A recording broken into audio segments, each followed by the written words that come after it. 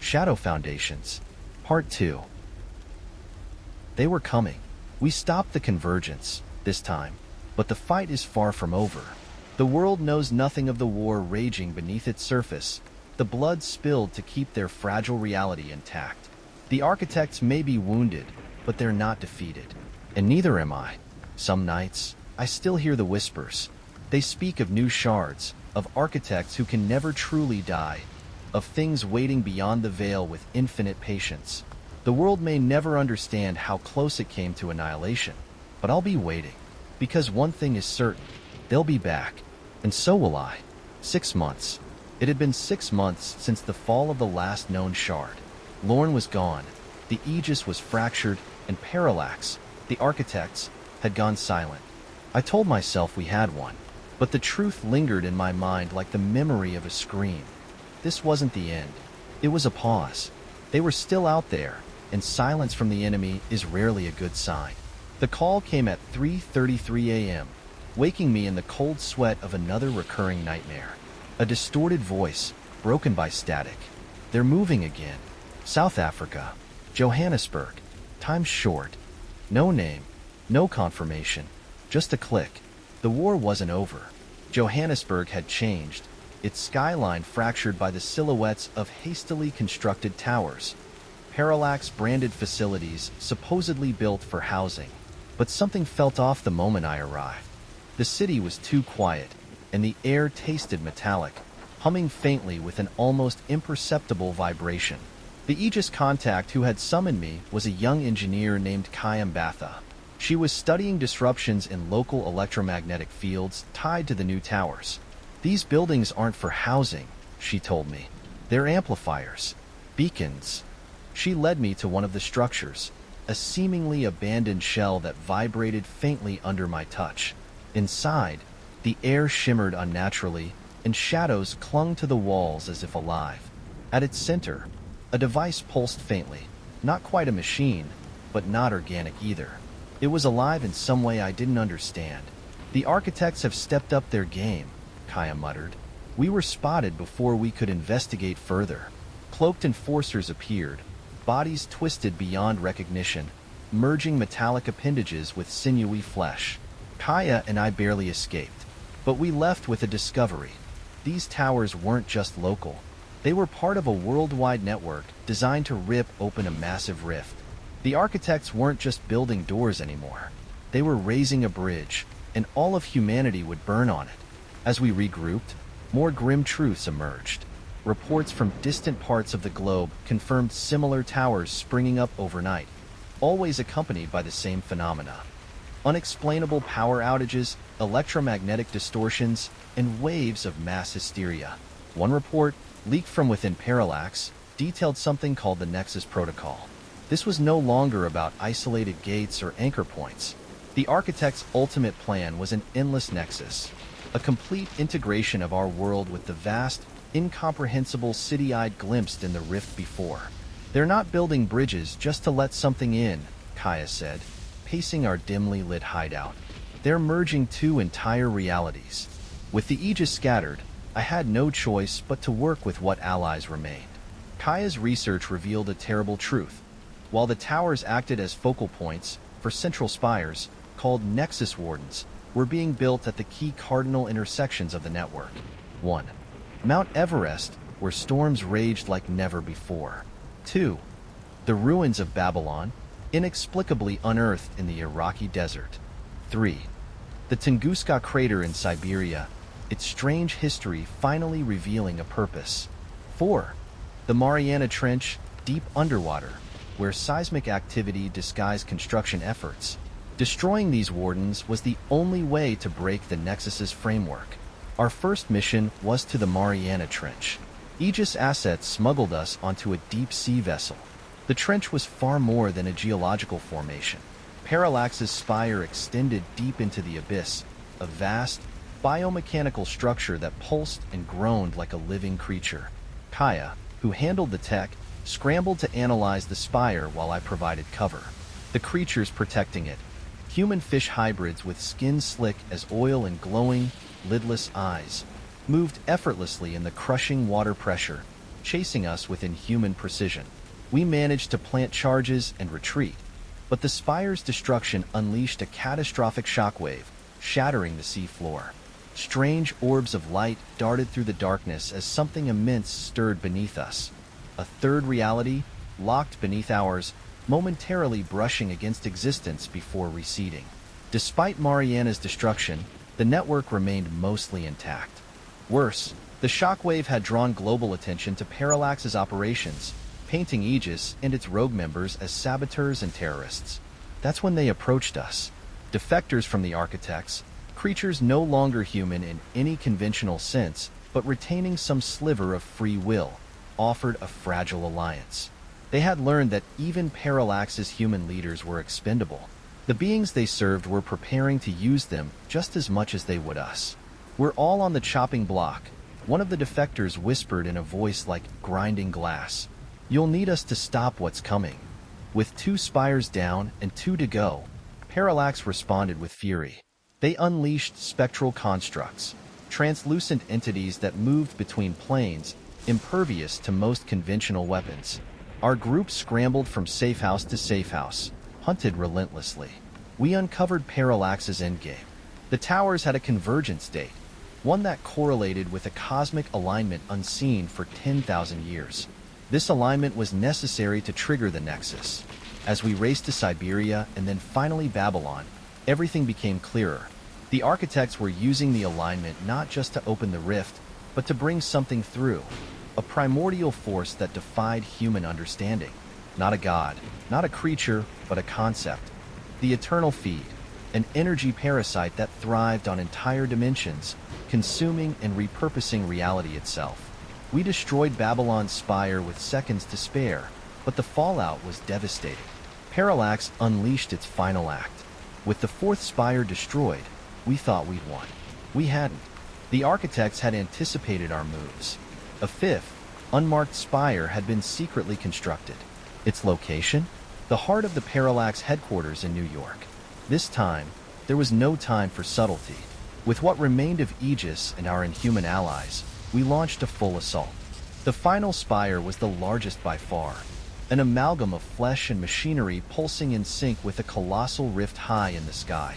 Time fractured around it, creating zones where the past, present, and possible futures flickered like a broken film reel. We fought through waves of enforcers and spectral constructs, reaching the spire's core as reality itself began to fragment.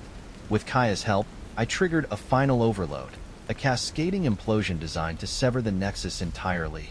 As the spire crumbled and the rift collapsed, I saw the figures on the other side retreat, but not without one final message burned into my mind.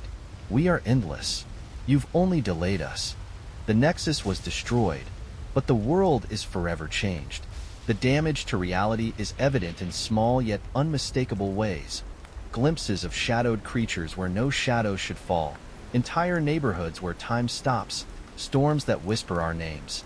The Aegis is rebuilding. Parallax is fractured but not gone. Scattered Architects lurking in the void, biding their time. And me? I can't sleep anymore. Not really, because I know the Nexus isn't gone. It's just waiting to form again. They'll be back. The Nexus had fallen, but the scars it left behind ran deeper than any of us could have predicted. Time felt fractured. Space wasn't always where it should be, and the lingering shadows of the Architects whispered their promises of return. Kayambatha had become something of a leader among the fractured Aegis, pulling together scientists, occultists, and ex-Parallax defectors. Together, we tried to stabilize what was left of the world, but it felt like we were bailing out a sinking ship with our hands. The Nexus might have been shattered, but the void beyond it remained awake, and it was hungry. Reality had started to tear in subtle but disturbing ways. Planes flew over countries and never emerged from the clouds, their transponders broadcasting coordinates from thousands of feet underground. Whole cities blinked in and out of existence for seconds at a time, leaving behind whispers that spoke in overlapping tongues. People were changing. Some were touched by the void, marked by it. Ordinary citizens mutating into things not quite human, their eyes black pits and their limbs shifting unnaturally in the shadows. In the middle of it all, we learned the worst truth yet. The Nexus had failed to stabilize because the shards of reality themselves were already unraveling. Each dimension the architects touched had been wounded. Worse, the eternal feed, the parasitic force they served, had started to seep into what was left of our world. For the first time, our fight wasn't against the architects. It was against the very structure of existence itself. Months passed with few answers and mounting desperation. Then came a revelation we weren't prepared for. Declan Lorne returned.